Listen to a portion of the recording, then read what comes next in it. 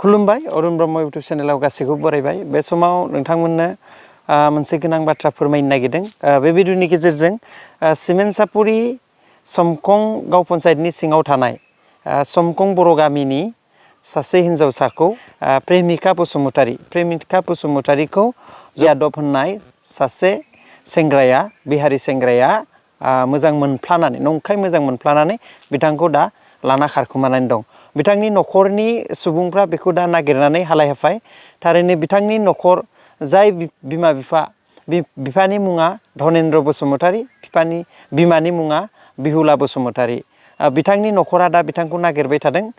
जाय बिथाङा जिथु नंखाय मोजां मोनफ्लानानै लाना खारनाय बे लाना खारनाय बिथाङा बगिबिल दनाहना गामिनि होननानै बिथांखौ मिथिनो मोनदों। बिथाङा सासे बट सालायो जिहेतु दैमायाव बट सालायग्रा सुबुं। बिथाङा गावखौनो सासे सेन्ट्रेल साख्रि मावो होननानै गोबां मालायनि गारि थाखा फैसा दिन्थिनानै बिथांखौ नंखाय मोजां मोननानै थगायनानै मोजां मोननानै लाना खारदों। आरो बिथांनि ओनसोलाव थांना मिथिनाय बायदिब्ला बिथाङा गुबुन सासे माहाजोननि आन्दाराव थानानै बट सालायोमोन। बे बट सालायनानै बिथाङा सोलियोमोन। दा बे गेजेराव जोंनि बर' लाइमोनफ्रा जाहाथे बिनि सायाव एसे सांग्रां थानाया मोजां। मानोना बेफोरनि सायाव गोबां बेबायदि जाथाया दिनैल' नङा, गोबाव समनिफ्राय बेबायदि जाथायफ्रा जाबोबाय थादों।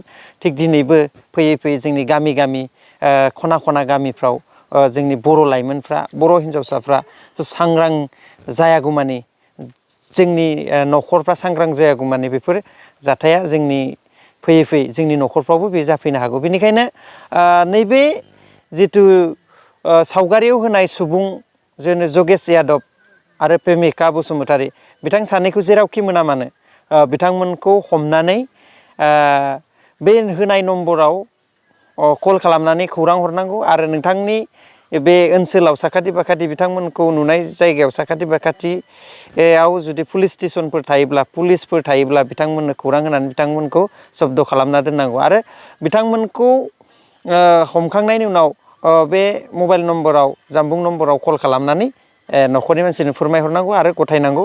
आरो बिनि गेजेरजों बिथांमोना बे हिन्जावसा बा बे हौवासा खारखोमानाय सानै सुबुंनि थाखाय बिथांमोननो जाय हमना हरगोन बिथांमोननो 20,000 रां बान्था होननानै न'खरनिफ्राय फोरमायनाय जादों। आरो नोंथांमोना बे 20,000 रांखौ मोननो हागोन।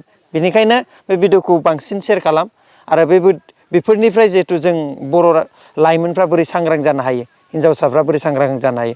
आरो बे हिन्जावसाया सासे बिकम फरायनाय आरो 24 बोसोर बैसोनि सासे देरखानाय हिन्जावसाया बोरै बेबायदि गुबुन सेंग्राजों नंखाय मोजां मोननायाव गाब्र'खो, थारैनो बियो जोबोद साननो गोनां।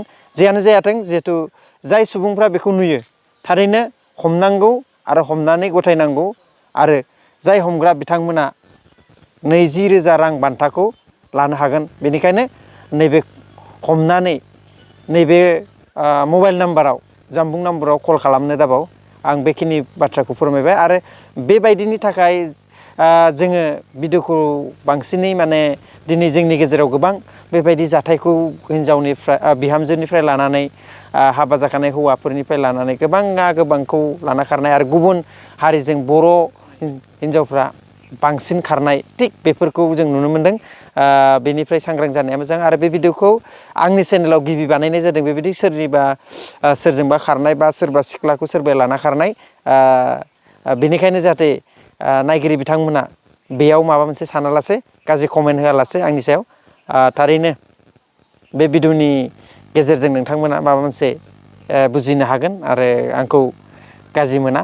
गोजोन्थों।